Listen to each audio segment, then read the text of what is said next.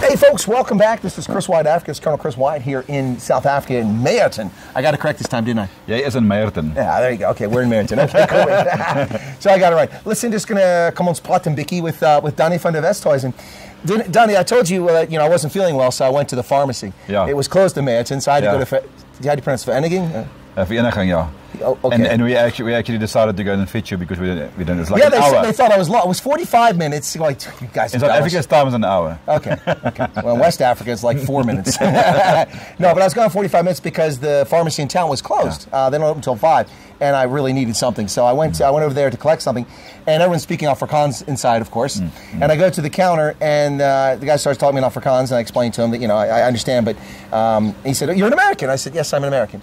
And he said, "But you understand Afrikaans on spot on Afrikaans." And I said, "Maar your naam is Engels."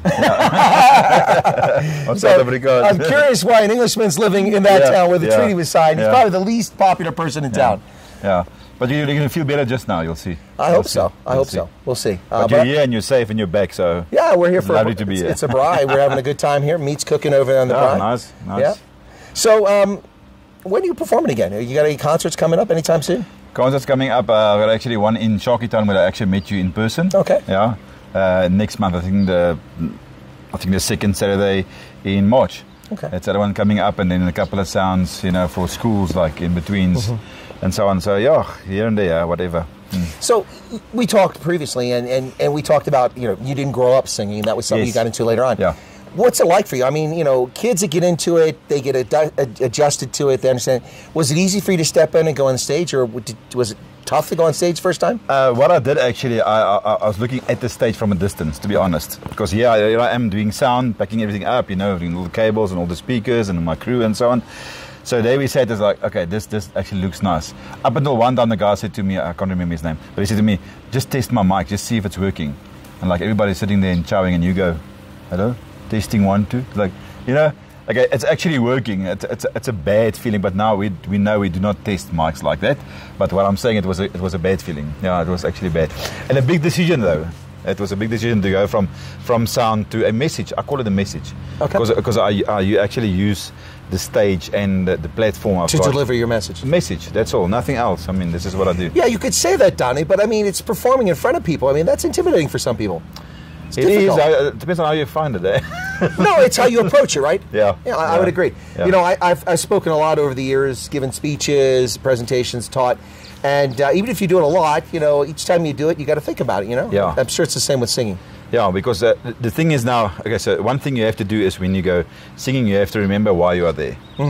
What are you doing? Are you performing? Are you karaokeing? What are you doing? So, do you have the words with you? No, you haven't got the words with you, because if you're professional, you don't have the words with you. And the other thing is, you have to stick to your message.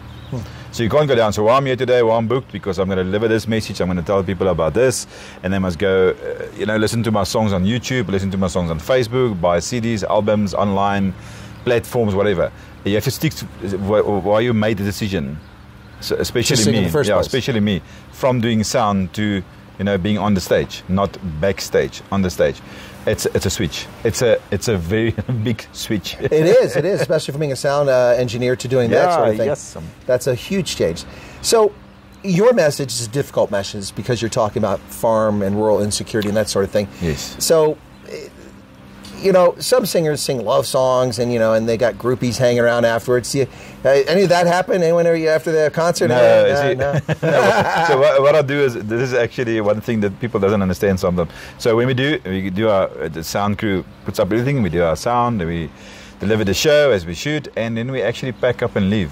That's it. That's the story. Okay. There's no tequila shooters in between afterwards. No after party. There's no after party. There's no coming to this and coming to that and let's go there.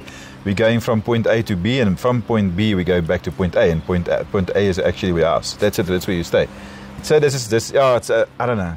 Maybe I'm droog, I don't know. Like listen, I mean, after listening to you, Steve Hofbauer pulled me up on stage to sing recently. Yeah. People said I sang well. I think they're just being nice, but maybe think for just a moment. Maybe I should be a singer and have groupies. But after maybe we should do it. No. Maybe we should. No. Have a tequila or so afterwards. Well, actually, maybe have a tequila beforehand. I'll be better. Better if I have tequila.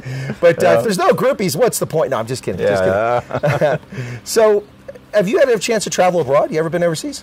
Unfortunately not, but I hear there's one guy, his name is Chris or something. I'm going there sometime. But yeah, not really, no. No, okay. I would love to. It would be actually like a great honor to go there, but I don't know. We'll see. So what were you doing before you became a singer? Was it the sound engineering or something else? Sound, and I actually had they call it a real work. In our industry, they say, are you just doing music or have you got to go to work? It's like people doesn't see music as a work. I don't know why, but in South Africa, people, when you say, I'm a singer, I'm doing this, I'm a songwriter, I'm doing this, I'm doing what's albums. your real job? What's your real job? It's like, it is a job, you know.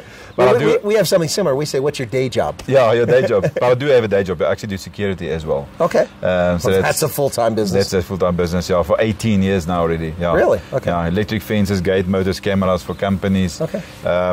We sit in a boardroom and show them all the footage, and people get cross and for the reality, and let's leave it. Well, good for business, but sad for South Africa that yes, business isn't going away. Unfortunately, yeah, that is one of the biggest business at this moment, besides now obviously the guys that are actually doing the crime, because it's also a business. They get trained to do that. So. Well, and that's what's lost on people is that, people talk about poverty, and whenever I hear that, look, the only people who are poor who steal are people starving or desperate. Yeah. If you're starving for a meal, you might steal something. But poor people generally don't steal, whether they're white, black, brown, it doesn't matter. No, it's not. No. It's criminals who steal, yes. who have low moral standards and have no regard for property, other people's possessions, and or lives. Definitely, you're 100% right. 100% right. Because in South Africa, there's a saying that says professional crime. No, it's actually professional crime. It's a business. It's not just there's no guy, maybe a couple of years ago, maybe 25, 40, I don't know how many years ago, when you walk around, there's a guy walking, and he's this decision at this moment, like, let me go look for water while I'm here, let me take the bicycle and go. It's not more like that. Yeah. They actually monitor what you're doing, how you're doing it, how many times you're doing it, and then they hit you. That's how it goes. And we see it on camera. Because if we play back, you can see how many times that actually those cars went in, went out. Actually people were actually inside the business. So while he's standing, he's checking cameras, whatever. It's reality. Nothing else but reality. You really have to be cognizant of it. I remember a couple of years ago, people were asking about advice, and I said, well, I mean, I'm not there, but I can offer you some advice. Like I showed a video, see, this is not the way to approach things. This person pulled up the security gate, stopped their car, and then opened the gate. Yeah. That's not how you do business. Yeah, exactly. If it's that neighborhood, I'm there, I'm driving past my property, looking to see if anybody's on the road, if people are hanging around. Yeah, you have to. Then I'll come back, I'll open the gate before I arrive and time it so I can pull in. Yeah. You want to turn your vehicle around so you can drive out immediately if you have space. Yes. Things like that. They seem simple, but it could save your life. Small little things, yeah. Especially these days in South Africa, yeah. And load shedding, takes its toll as well. Cameras are off, alarm systems are down, then they know it, and then they can check the load shedding schedule, and they do what they want to do. Eskom kindly tells them the best hours to steal. That's what it is. Reality, nothing else but reality. My goodness. So, Danie, what comes in the future? You're going to continue to sing, or obviously still do your day job too?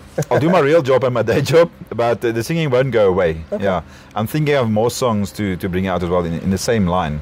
Because that's what I stand for. So I'm busy with a couple of ideas and pen and paper and so on.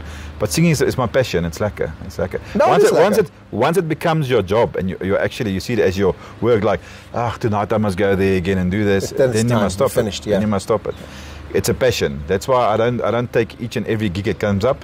Because if it's like a normal standard bar, they put you in the corner and say, you're going to sing there for 4 hours till 2 o'clock this morning, and then I said, no, thank you. Who's gonna listen to my message? I'm just asking. Yeah, you're just background noise. It's no. No, you're trying to get a message across. No, I need to go where people actually listen and say what this guy's all about. Then I've got your attention. That makes all the sense in the world. That's the story. That's nothing else. Well, people ask me. They say, "Why do you do what you do?" I said, "Because I enjoy it, and I'm trying to make a difference, trying to get people to think, trying to make people be aware of things." And of course, South Africa, so everyone's always, "What's your agenda? What are you here for? What are you about?" And I must say from my side as well, you use your platform well. Well, thank you. I definitely appreciate well for the correct message. Well, I hope so. Because I've been checking you, that is true. Many years. Security guy checking into me there. So when I arrived the last time, I was followed from the airport. Okay. First day or two. Then they backed off. All right. Yeah, not this time though. Okay. I think they realized I'm not a threat. Yeah. And they must actually choose it well. Then don't be stupid now, that's how I will say. Well, you shouldn't be so obvious when you're tailing me. That's what I'm saying. It's pretty obvious to pick up what was going on. But so we're at a caravan park.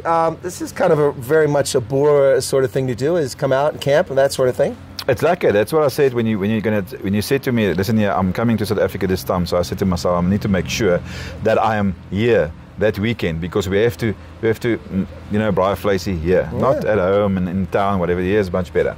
So it's a private place, not much going on here, and it's like I said, it's a big privilege to have you here. Well, I appreciate this. When very you kind said of I'm coming to you, it's like, okay, cool, let's do this. Why not? Absolutely, it's fantastic. And I think there's like a river right behind us here, isn't there? Yeah. But it looks more like freaking Grand Rapids out here because of all the rain. It's just like way overflowing. Remind me, I need to show you photos when we're done with this. Actually, I need to take you down to the stage. It's a big stage, large stage. Okay. Flooded. Yeah, I believe it. But we're safe here. You safe here. I'll watch your back, don't worry. Okay, thanks. Well, there is a fire pit behind me. I'm getting kind of warm sitting here. Yes.